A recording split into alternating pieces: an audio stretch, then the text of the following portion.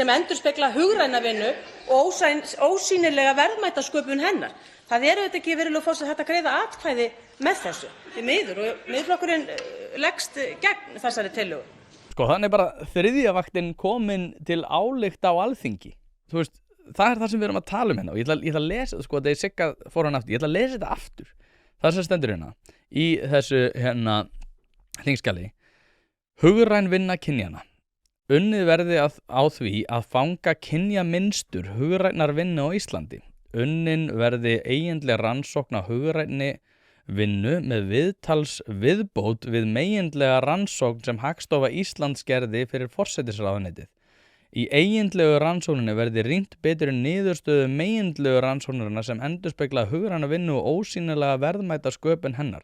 Hann náttúrulega bara verið að segja í mjög mörgum orðum að konur gerir náttúrulega mikið af hlutum á heimilinu sem er einhvers konar ólaunuð vinna. En það er sem meira að segja meira þetta út af því að þetta er þetta með þessa þriðju vaktardellu sko. Það að sé einhver svona hugræn byrði það að þú sért einhver svona alltaf í einhverju jókastellingu að hugsa allan daginn það hvað þurfa að gera og það er einhver ómetanleg verðmætasköpun í því og það eigi að vera metið og hvað þá svo að gera við þessar upplýsingar. Nú veist, var ekki þriðjuvaktinu svolítið sparka á þetta hafsauga? Er einhver eins og Kristín Kolbeinsdóttir sagði í viðtali hjá mér þar sem hún benti á bara hefur þriðjavaktin hjálpað einhverjum? Hefur þriðjavaktin gert það verkum að einhverjum líði betur fyrir vikið? Ég held í alveg tala að ávöxtur þriðjuvaktarinnar hafi verið fyrst og fremst sá að einhverjar fjölskyldur flosnuðu upp út af því að það var verið að finna vandamál þar sem að þau voru ekki til staðar áður. Og núna á að fara að setja þetta inn í lög á Íslandi eða fara í einhvers konar verkefnavinnu þetta. Þetta er náttúrulega eins og Sigga segir þannig að það er ekki hægt að greiða atkvæði með svona dellu. Sko, í eiginlegu rannsókninni verði rýnt betur í niðurstöðu meginlegu rannsóknina sem endurspegla hugræna vinnu og ósýnilega verðmætasköpun. Þú veist, hvað erum við að tala hérna? Hvað er það að gera?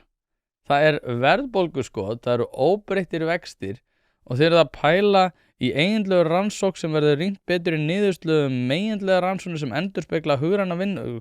Ég maður bara, þetta er með ólíkindum. Svo eru hlaðvörp það sem eru eiginlega bara konur.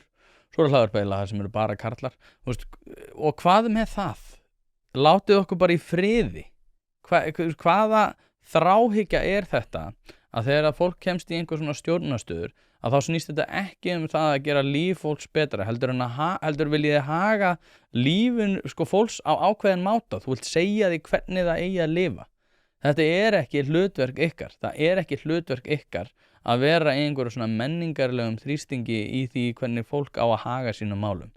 En núna er aftur á móti það bara orðið viðkvæðið að við erum bara að horfa upp á það að já, í fjölmiðli og aðtöði það og svo ég nefna honum aftur. Þetta myndi aldrei vera samþykkt við nein önnur tilvik. En ein bara rétt að lokum, þá er konur í gervigreind